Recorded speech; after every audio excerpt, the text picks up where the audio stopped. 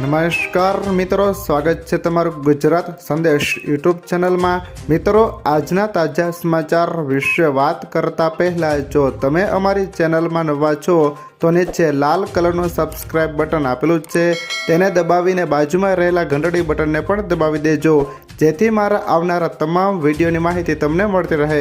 HDFC bank ખાતા ધારકો માટે મહત્વના સમાચાર। બેંક ગ્રાહકોને હવે એક નિશ્ચિત રકમથી અમાઉન્ટના યુપીઆઈ ટ્રાન્ઝેક્શન કરવા પર SMS નહીં મળે।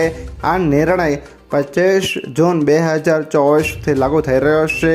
બેંક તરફથી ગ્રાહકોને મોકલવામાં આવતી જાણકારીમાં કહેવાયું છે કે 25 જૂન 2024થી આપને SMS એલર્ટ સર્વિસમાં અમુક ફેરફાર કરવામાં આવી રહ્યા છે। જો તમે કોઈ યુપીઆઈ દ્વારા 100 રૂપિયાથી વધારે અમાઉન્ટ મોકલો છો તો SMS એલર્ટ મોકલવામાં આવશે। આ ઉપરાંત જો તમે 500 રૂપિયાથી વધારે અમાઉન્ટ પ્રાપ્ત કરશો તો SMS એલર્ટ મોકલવામાં આવશે। જો કે તમામ પ્રકારના ટ્રાન્ઝેક્શન દ્વારા ઈમેલ એલર્ટમાં મોકલવામાં આવશે। ત્યારબાદના મહત્વના સમાચાર વિશે વાત કરીએ તો પ્રથમ દિવસે આ ખેડૂત પોર્ટલ સર્વર ડાઉન થતાં ખેડૂતો માટે સરકારનો નિર્ણય। સ્માર્ટફોન સાથે સાથે ખેડૂતોએ મેળવેલી ઉપજો સંગ્રહ કરવા માટે ગોડાઉન અને પાણીની બચત સાથે ટપક સિંચાઈ આપવાની ખેતી કરતા ખેડૂતો માટે પાણીના ટાંકાની યોજના છે। આ ત્રણેય યોજના લાભ લેવા માટે ખેડૂતો રાજ્ય સરકારની આ ખેડૂત પોર્ટલમાં ઓનલાઈન અરજી કરે તે માટે પોર્ટલ ઓપન કરવામાં આવ્યું છે। આ ખેડૂત પોર્ટલ પર આ યોજના 18 જૂનથી 23 જૂન સુધી લાભાર્થી માટે ખુલ્લી મુકાઈ છે, પરંતુ પ્રથમ દિવસે ખેડૂતો દ્વારા એક સાથે અરજી કરવાના કારણે પ્રથમ દિવસે પોર્ટલ સર્વર ડાઉન થયું હતું, જેના કારણે ખેડૂતો અરજી કરી શકતા ન હતા। જો કે ખેડૂતો દ્વારા રજૂઆત કરતા વિધિવત રીતે આ ખેડૂત પોર્ટલ શરૂ થયું છે, જેની અવધિ 1 વીક હતી, જેમાં હવે 1 દિવસનો વધારો એટલે કે 8 દિવસ સુધી ખેડૂતો અરજી કરીને લાભ મેળવી શકે તેવી જોગવાઈ કરે છે, જેથી હવે ખેડૂતો આ ખેડૂત પોર્ટલ થકી પાક સંગ્રહ માટેના ગોડાઉન કે જેમાં સરકાર કુલ ખર્ચના 50% અથવા 75,000 ચૂકવશે। સ્માર્ટફોન ખરીદી પર 6,000 રૂપિયા સુધીની સહાય। ત્યારબાદના મહત્વના સમાચાર વિશે વાત કરીએ તો ખેડૂતોનું 2 લાખ રૂપિયા સુધીની લોન માફ। ખેડૂતોની લોન માફી સમગ્ર દેશમાં સૌથી વધુ ચર્ચિત વિષય છે। તેવામાં તેલંગાણામાં ખેડૂતોની લોન માફ કરવામાં આવી છે। તેલંગાણાના સીએમ રેવંત રેડ્ડીએ લોન માફી યોજનાની જાહેરાત કરી।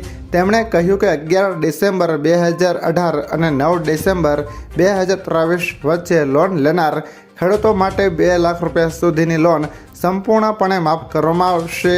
આ પહેલાં ઝારખંડ સરકારે પણ ખેડૂતોની 2 લાખ રૂપિયા સુધીની લોન માફ કરવાની જાહેરાત કરી છે। ત્યારબાદના મહત્વના સમાચાર વિશે વાત કરીએ તો ભારે વરસાદની હવામાન વિભાગની આગાહી। વરસાદને લઈને હવામાન વિભાગે ફરી એકવાર આગાહી કરી છે, જેમાં હાલ રાજ્યના મોટા ભાગના વિસ્તારોમાં વરસાદી માહોલ છવાયો છે। ત્યારે આગામી 2 દિવસમાં મધ્ય ગુજરાત અને દક્ષિણ ગુજરાત સહિત સૌરાષ્ટ્રમાં ભારે પવન સાથે ધોધમાર વરસાદ વરસી શકે છે। ત્યારે આજે અમદાવાદ શહેરમાં વહેલી સવારથી જ વાદળછાયું વાતાવરણ જોવા મળી રહ્યું છે અને લોકોને ગરમીથી રાહત મળી છે। સવારથી જ અમદાવાદના વાતાવરણમાં પલટો આવ્યો છે।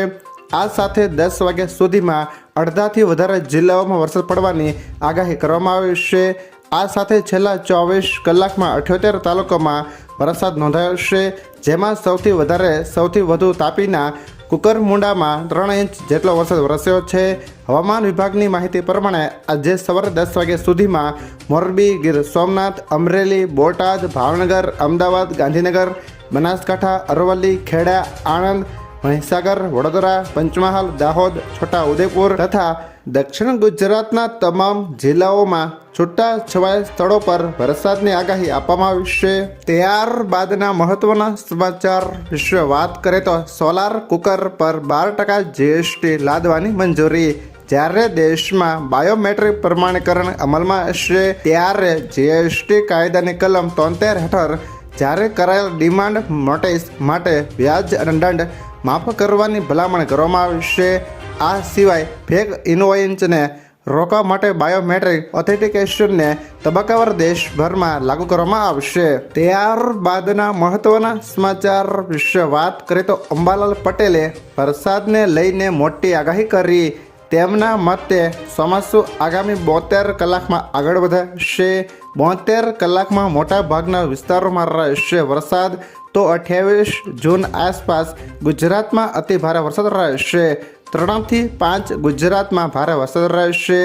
30 જૂન સુધી ગુજરાતના ઘણા ભાગોમાં રહેશે વરસાદ. પશ્ચિમ ભારતના ભાગોમાં ભારે વરસાદ પડશે. અરબ સાગરનો ભેજ મળતા ગાજવીજ સાથે વરસાદ રહેશે. 30 જૂન સુધી સમગ્ર ગુજરાતમાં વરસાદ રહેશે. 23 જૂનથી દક્ષિણ ભારતમાં ભારે વરસાદની શરૂઆત થશે અને ત્યારબાદ ચોમાસું 30 જૂન સુધીમાં સમગ્ર ગુજરાતમાં જામશે. રાજ્યના મોટાભાગના વિસ્તારોમાં 24 થી 24 જૂન વચ્ચે મેઘમહેર જોવા મળશે. ત્યાર પછીના સમાચાર વિશે વાત કરીએ તો વાહન અકસ્માતમાં 50,000 રૂપિયાની સહાય મળશે.